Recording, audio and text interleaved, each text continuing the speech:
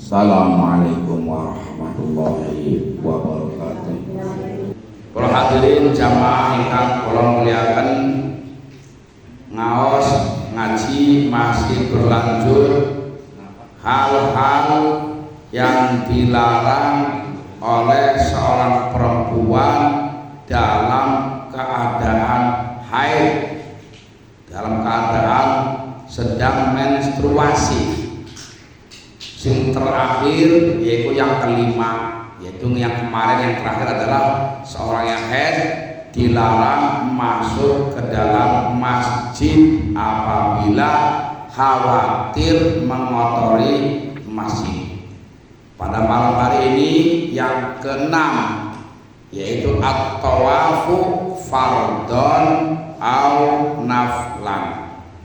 Seorang perempuan yang sedang dalam keadaan haid itu hukumnya tidak boleh tawaf. Makanya orang Indonesia ketika mau berangkat haji pasti disuntik wong wadon, mencegah terjadinya haid melas oleh nunggu pirang-pirang tahun. Coba bayangkan kalau tiba-tiba berangkat sampai sana ternyata haid, nanti nggak bisa tawaf. Sedangkan tawaf ada yang masuk kategori fardu dan ada yang masuk kategori yang sunnah. Makanya kalau di Indonesia pasti disuntik untuk mencegah terjadinya haid, sehingga waktu pada tawaf karena rata-rata orang haid. Sementara entah itu berjalan sampai berapa bulan. Tawaf itu ada, kalau dalam bab ilmu bab haji ada yang rukun, ada yang wajib, ada yang sunnah. Ini salah satu perbedaan dalam bab haji. Kalau bab yang lainnya biasanya fardu atau rukun dan wajib sama. Dalam hal ibadah yang lain namanya rukun dengan wajib sama. Hanya dalam bab haji rukun dan wajib itu dipisah dan dibedakan. Tawaf itu ada yang hukumnya sunnah, yang sunnah pun tetap kudu dalam keadaan suci. Kapan tawaf yang sunnah? Yaitu tawaf kudum, ketika kita baru datang ke Mekah. Biasanya kalau rombongan itu diantaranya langsung ke Masjidil Haram. Misalkan kita ada barang-barang di bis, nanti barang-barangnya dibawa ke hotel, jamaahnya dibawa ke Masjidil Haram untuk melaksanakan tawaf kudum, yaitu tawaf kita baru datang. Hukumnya sunnah tawaf kudum. Walaupun hukumnya sunnah, tetap harus suci. Makanya perempuan yang haid tetap nggak boleh melaksanakan tawaf kudum. Ada lagi yang namanya hukumnya wajib, yaitu tawaful ifadah, tawaf wada. Tawaf wada itu ketika kita mau pulang selesai melakukan ibadah haji atau selesai melakukan umroh, kita akan meninggalkan Mekah mau pulang ke Indonesia, kita pamitan tawaf lagi. Itu namanya tawaful wada. Tawaf wada hukumnya masuk kategori wajib. Lu kenapa nggak masuk kategori rukun? Dibedakan karena sudah selesai melaksanakan haji. Haji wis berangkat. Contoh sekarang nih, orang Indonesia setelah selesai ayyamut tasyrik, haji kan selesai. Tapi pulangnya kapan? Ya nunggu kapan pesawat akan memulangkan, karena antrian 40 hari itu kan cuma waktunya saja semua. Ibadah hajinya kalau dilaksanakan hanya 1 minggu. Jadi gua pada piknik berangkat semangat haji. Ada yang ke Jabal apa? Ya, ke gunung. Jadi piknik mencari tempat-tempat bersejarah di mana zaman dahulu Nabi pernah ke situ. Lah nanti mau pulang itu tawaf, itu namanya tawaf wada, mau meninggalkan kota Mekah. Kenapa bukan rukun? Hajinya kan sudah selesai. Makanya bukan, tapi wajib. Artinya apa? Karena dia kalau nggak melaksanakan dia berdosa. Yang namanya wajib. Lah, yang satu lagi namanya tawaful ifadah. Nah, tawaful ifadah ini rukun. Itu yang dimasukkan di dalam rukunnya haji maupun rukunnya umroh. Orang umroh nanti ada yang namanya tawaf ifadah, kemudian sa'i, kemudian tahallul. Nanti kalau haji ada tawaf ifadah, ada sa'i, ada zumratul ula, wusta aqabah, ada maghrib di Mina, di Muzdalifah, itu masuk. Nah, baik tawaf yang hukumnya wajib, baik tawaf yang hukumnya sunnah, tawaf yang hukumnya rukun, orang yang haid tetap tidak boleh melaksanakan karena harus dalam keadaan suci. Makanya tapi akal dipraktekkan. Imam Syafi'i kan prakteknya seperti itu.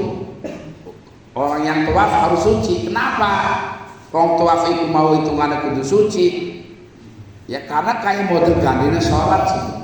Kayak gantinya sholat harus suci. Tapi kita prakteknya kadang susah karena kita berjubel-jubel dengan ribuan orang mengitari Ka'bah yang cuma satu, kumpul laki perempuan jadi satu, ada kemungkinan besar kita bisa bersentuhan dengan lawan jenis yang bukan mahram. Kalau kita megang penuh dengan Imam Syafi'i yang harus suci, bagaimana mungkin kita tawaf nyenggol batal, kudu metu tempat wudu jauh, sing latare Ka'bah perlu tempat wudu jauh, harus keluar wudu di lemah karena di sana semuanya di bawah tanah. Nanti bisa-bisa hilang, lepas dari rombongan. Karena ada imam yang lain yang memperbolehkan dalam keadaan seperti itu kita pindah mazhab karena kesulitan. Yang ketujuh, apa yang dilarang oleh orang yang haid? Wasabi'u al-wat'u, wati, bersetubuh suami istri namanya wati. Kalau bukan suami istri namanya berzina. Dalam keadaan haid haram hukumnya dikumpuli wong lanang, bojone nggak boleh. Sebab aku dulu pernah bocah kawin anyar oleh pirang wulan lagi pacar haid tetep muni ora kuat ngededer bae barange akas tekan mekula hukumnya priben kan haram. Tapi kula nek ngadep bae sikon angel priben. Tekek kor lawang gencet ya. Dok lawang digencet. Dipai jawaban hukum haram kayak pemaksa pengen oli. Haram. Bahkan walau fidubur. Tapi kita beli arpan iringan naik tanggane. Silit. Haram tetap sama. Ning dubur sih empat orang haram bukan tepat. Sampai nggak salah ini sempurna bebas wonten kula paninggiba oleh ya, tapi di bagian dubur sih tetap haram karena dubur sih mau dalam keadaan haid atau bukan tetap hukumnya haram. Walau ba'dal kita idami wa qoblal ghusli, bahkan hukumnya haram istri keadaan haid disetubuhi sekalipun darahnya itu sudah berhenti tapi belum mandi. Dipahami? Wong wadon lagi haid wis mampet, kapan mampet? Mau jam 09.00 sampai jam 11 durung adus-adus. Sampai dari lanangnya orang sabar, cemplak ke enak. Gak boleh, harus mandi dulu, harus suci dulu, jangan sampai belum mandi kemudian keburu dikumpuli. Jare Imam Ghazali, innal wat'ah qoblal ghusli yurithul jadam. Jare Imam Ghazali kah wong bersetubuh kepada istrinya yang habis haid sebelum mandi itu bisa mendatangkan coro budugen. Ana sing ngarane sing buduge sapa? Lanange. Ana sing ngarane sing buduge sapa? Anake. Nah, iya kalau dua anak budugen bae jangan-jangan maunya kayak gue, dua anak budugen bae, jangan-jangan wong tuane maunya ora sabaran iki. Durung adus main cemplak wae. Iki akibatnya dari Imam Ghazali berdampak kepada al-wati atau suami yang mensetubuhi. Wakila fil walad, jarakil terjadinya berakibat buruknya kepada anak. Ya akibat wong tua semua karuan, jadi anaknya kena getah. Wa amma ba'dal ghusli falahu ayyataha fil hal min ghairi karahah illam takhaf audahu. Kalau sudah selesai mandi sih monggo pan secara langsung boleh, kalau tidak khawatir keluar darah lagi. Soalnya kan bisa jadi perempuan perasaan sudah berhenti, wis pragat mandeg, akhirnya adus, ternyata bakat adus metu mani. Itu bisa terjadi. Oh berarti aslinya masih haid. Karena wis mati gerong jam, prangsane wis mandeg, akhirnya adus mandi, ternyata keluar lagi. Kalau seperti itu wong lanang kudu sabar, jangan terburu-buru. Anas ora sabar bae, jomblo itu bang sabar.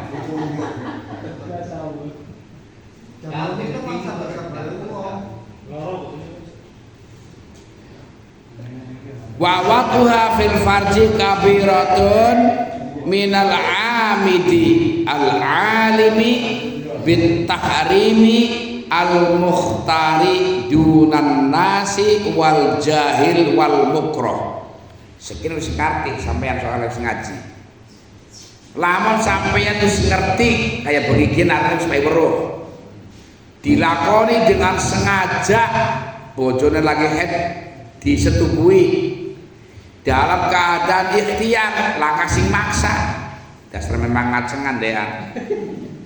Tidak dalam keadaan lupa, maka itu kategori al-kabiroh, dosa gede. Soalnya wis ngerti yen, wis ngaji ya, wis ngaji aja dilakoni, wis ngerti. Kenapa sampai wis ngerti sekian kok sengaja padahal ngerti hukumnya haram maksa ngelakoni, maka kategori kabiroh, dosa gede, kecuali dalam keadaan lupa, lalen. Duduk lalen yang kumpul, lalen kumpul telangka. Lalen, dulu lalen apa nih? Apa lupa hukumnya? Karena dasar otaknya orang nyambung, ngaji orang paham, umpamanya sehingga lupa hukumnya, atau lupa bahwa istrinya dalam keadaan haid, itu yang dimaksud dengan lupa. Atau bagi yang tidak tahu sama sekali, atau karena dipaksa, baru hukumnya tidak masuk kategori hukum sing kabiro, yaitu dosa yang besar. Wa yastahillu wa yakfuru mustahilluhu fi zamanil mujammi'i al-alal haidi fihi. Perlu dipahami ngeten, Imam Syafi'i mengatakan bahwa maksimalnya orang haid adalah 15 hari. Imam Abu Hanifah mengatakan haid itu maksimalnya 10 hari. Wes, bahasa kula iki ya tak ulangi maning. Imam Syafi'i mengatakan maksimalnya haid 15 hari. Imam Abu Hanifah mengatakan maksimal haid 10 hari. Yang disepakati berapa hari? Orang nyambung nyatakan. Imam Syafi'i maksimal haid 15 hari. Imam Abu Hanifah maksimal haid 10 hari. Berarti yang disepakati ulama berapa hari? 10. Sing masih berbeda, mulai tanggal 11 sampai 15 ya. Orang nyambung. Jari Imam Syafi'i 15 hari. Jari Imam Abu Hanifah 10 hari. Sing orang berbeda di 10 kan? Sing masih berbeda. Kalau orang ini mengatakan bahwa seorang perempuan dalam keadaan haid hukumnya halal disetubui, kalau pendapat itu bagi yang 10 hari tidak dihukumi kafir, ya dihukumi kafir. Karena yang 10 hari yang disepakati, Imam Syafi'i 10 hari berarti masuk, Imam Abu Hanifah masuk. Tapi kalau yang 5 Imam Abu Hanifah nggak masuk, Imam Syafi'i masuk, itu yang berbeda. Oleh karenanya kalau orang mengatakan bahwa enggak bisa, orang perempuan kalau lagi haid halal disetubui, hukumnya kafir kalau yang dimaksud adalah yang 10 hari. Tapi kalau yang 5 harinya yang tersisa tidak dihukumi kafir, sebab lamun jari Imam Ibu Hanifah us hari yang ke-11 itu bukan haid soalnya. Berarti lamun jari Ibu Hanifah us istihadah bukan haid, berarti orang haram kalau disetubuhi. Ini ya. Wa mahallu dzalika kulluhu ma lam yakhaf al-wuqu'u fi zina wa illa jaza lahu al-wat'u walau qabla qita'id dami. Bagaimana sih hukum haramnya? Seorang suami punya istri kan halal, hanya karena haid hukumnya haram. Haram suami mensetubui istri dalam keadaan haid selama kalau tidak bersetubuh dia tidak khawatir terjadi zina. Dari lawan bojone lagi haid, kemudian andai kata saya tidak bersetubuh pun saya tidak akan terjadi zina, tidak, haram disetubui. Tapi kalau khawatir zina, yang orang kuat pribadi penteder pak telung dina beli mudun kayak tunggak merengkel saking mopone. Wong lanang bahaya ke, lawan wadon orang genuruti, us ajoge di buaran itu cenduk aja wis. Tunggu dengan pikiran kereta, ngecer mulai. Kalau khawatir terjadi zina, kalau khawatir, maka hukumnya boleh kepaksa daripada zina. Ngeteng malah kendaraan kereta los. Kalau khawatir, tapi aku tak mikirin makanya. Kok khawatir zina? Ya jaman itu baik. Hah? Wis ketika orang keluar dari rumah sudah niat sana pikiran. Coba kalau nggak ada pikiran, tidur di rumah, dia bilang tipin, bilang apa? Wis mati. Sebenarnya orang khawatir zina itu, kalau kita hanya bisa menjaga diri nggak keluar ya nggak akan. Zina itu pasti orang tuh akan mencari tempat yang dia menurut dia aman. Usaha niatan ini aslinya. Wa dzalika wa inna ma lam yajib. Wa yusanu liman wati'a fi iqbali dami at-tasadduqu bidinarin. Umpama pribadi kan saking ora kuat umpamane Akhirnya bojo lagi head pun aku tabrak bae wis. Kepaksa ya, gubak ya gubak lah. Kelelep ya kelelep wis. Priben iku disunahkan bersedekah 1 dinar. Itu kalau lagi bancar-bancare darah. Bahasa Arabnya fi ikbari dami, lagi banter-banter getih nembe kali rong dina kan masih banter. Nyemplung temenan saking beli kuate. Maka disunahkan, bukan wajib, disunahkan bersedekah 1 dinar. 1 dinar pinten Kang? 1 dinar kue sama dengan 1 mithqal emas. 1 mithqal emas sama dengan 4,25 gram emas murni.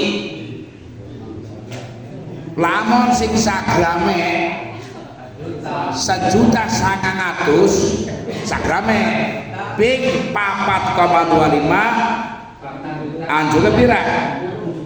8 juta lebih.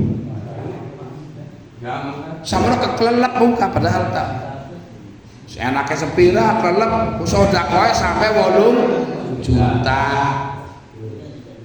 Kalau perempuannya istrinya dalam keadaan darahnya sudah mulai wis pan asat, wis ngakhir lah pan mandeg. Lah biasane lamun abang umpamane ibu lagi bancar-bancare, lamun wis mulai menguning berarti wis pan mandeg.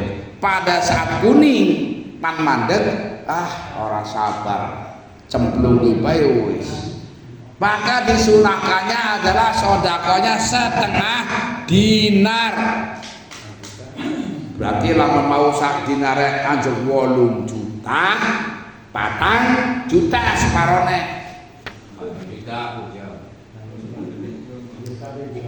Ini memang wonten hadis ya. Idza waqa'a ar-rajulu ahlahu wa hiya haidun in kana ad-damu ahmara falyatasaddaq bidinarin wa in kana asfar falyatasaddaq binisfi dinar. Iki hadise. Lamun wong lanang mengumpuli bojone dalam keadaan haid, lamun darah abang maka sedekah 1 dinar. Lamun darah kuning sedekah 1/2 dinar. Memang hukumnya sunnah, tapi kalimat hadirnya adalah fal yatasaddaq. Iku lamana fi'il mudhari', tasaddaqa yatasaddaqu, tapi fi'il mudhari' yang dimasuki oleh lam amar, atau fal lam amare, maka fi'il mudhari' yang berfaedah perintah. Perintah itu kalau ilmu usul aslul amri al-wujub. Asalnya perintah itu wajib, tapi ada nanti yang juga namanya perintah itu tidak wajib, dan ini maksudnya perintah yang terhukumi tidak wajib gitu. Dan nanti disamakan dengan nifas, bukan hanya orang saja. Negara kelahiran oleh seminggu kecil lagi pada pancare ora sabar mencemplung baik, hukumnya sama tadi. Seperti orang yang dalam keadaan haid lalu mengumpuli istrinya. Bahkan dari Imam Nawawi dalam kitab Al-Majmu', orang cuma karena haid saja. Wa yusannu likulli man fa'ala masyatan atasadduq bidinarin aw nisfihi aw ma yusawi dzalika. Jare Imam Nawawi dalam kitab Al-Majmu', orang mau masalah wong wadon haid dikumpuli bojone sapa bae sing tes nglakoni kemaksiatan hendaklah bersedekah 1 dinar. Apa bae ora kudu karena berselingkuh dalam keadaan haid, dari Imam Nawawi. Nggih. Qaulu waliman wati'a, karena tadi bahasannya waliman wati'a fi adbari atas 1 dinarin. Nah ini Karena larinya kepada manwati'ah, berarti siapa yang wajib membayar, yang disunahkan membayar 1 dinar atau setengah dinar? Manwati'ah, orang yang mensetubui, berarti suaminya. Istrinya tidak ada kesunahan bersedekah. Jadi yang disunahkan bersedekah tadi adalah suami, bukan istri. Yes. Yang keenam terakhir, mopo itu si Asina nongko. Kula sekali esuk beli mandek soalnya ke acara terusan bae. Mau esuk kula mulang ning musola. Terus mulang tuh kenyam blembe loro. Lah kenyam blembe ngali anak acara halal bihalal pesantren sampai zuhur. Sampai jam 1. Sampai istirahat asar kaji sudira. Selamatan. Pas selamatan mau ning adi anak arisan keluarga. Maghribe ning sisuren ngaji. Isane selamatan mani wong sing kekah mau. Terima nek jadi orang mandek. Sadar mau puas dine ki. Terakhir wis ke watamino. Sing nomor 8 watamino. Yang penting ya apa yang diharamkan. Jelas mau bersetubuh haram, lamun dolanan haram beli kang lagi ya. Bukan penganyang soalnya sampai ke tukang anyang.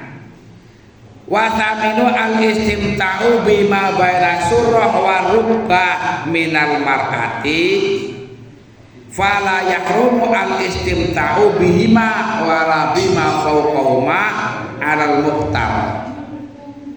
Wong wadon dalam keadaan haid maka hukumnya haram diistimta. Istimta ke gampang atau digerayang-gerayang lah. Istimtanya bang di bima baina surah warubah. Wong wadon lagi haid aja dolanan gegerayang antara wudel saro dengkul. Ngerti dengkul karo dengkul? Wudel mingsor, dengkul mendhuwur. Nah, itu warna panggonan sing paling rawan gue. Bahkan termasuk dengkule pun itu kegawat. Iki dalam keadaan ikhtiar nggak boleh. Padahal aslinya itu yang diharamkan itu adalah bersetubuhnya. Ini haram aslinya. Makanya kayak hadis ana loro. Sing pertama Nabi berbunyi isna'u kulla syai'in illan nikah. Nikahnya bukan berarti mana akad nikah, bukan. Nikah bermakna wati, bersetubuh. Hadis yang pertama Nabi berbunyi begini, isna'u kulla syai'in illan nikah. Jadi Nabi lawan bojone kula haid oleh beli kula seneng-seneng karo bojone, los lakoni sing penting aja bersetubuh. Berarti bahasa iki pandolanan pupu, pandolanan bokong, los sing penting aja dicemplungi. Kan kayak gue. Hadis iki sing penting aja dicemplungi. Tapi anak hadis maning berbunyi mengkenen man hama haulal hima yusiku ayyaqo afihi. Sapane wong sing keliling-keliling mubeng-mubeng ning wilayah larangan bisa terjadi kejerumus ning kono. Nyambung orang maksudnya. Sampean angon wedhus. Memang lapangan suket, tapi pinggirnya anak pari dekane wong. Haram sampean angon wedhus ning kono. Kenapa? Bokak bladak maning suket maning parine wong. Iki arep manhama haula lima yusuk ayyaka fihi. Sampeyan angon sapi, angon wedhus, padahal ini suket umum. Tapi lamun sampingnya ada pari, nggak boleh hukumnya. Karena khawatir nanti akan masuk ke lingkungan orang lain yang hukumnya haram. Aslinya yang diharamkan wati bersetubuh. Tapi lamun sampeyan dolarane pupu bae, suwe-suwe anjoge nyemplung sidak teman. Iki masalahnya. Lah, akhirnya Pak, untuk ikhtiyat dan juga berhati-hati, maka hukum ini menjadi ditetapkan baina surah war rukbah, hukumnya haram kanggo dolanan ning bojo lanang nalikane wadone lagi haid. Nggih. Lamun mudel sik mudel. Los mudel tekok. Pentile susune oleh los. Sing penting mundur tekok, padi kapak kena. Sing dengkul misore los kop. Sing penting baina surah warubah antara wudel karo dengkul. Sampai di sini materi saya sampaikan. Barangkali ada hal-hal yang berhubungan apa dengan yang saya sampaikan kurang jelas, kurang ngerti, kurang paham, ingin dipertanyakan atau hal lain di luar materi, barangkali saya bisa menjawab. Kulo aturaken monggo.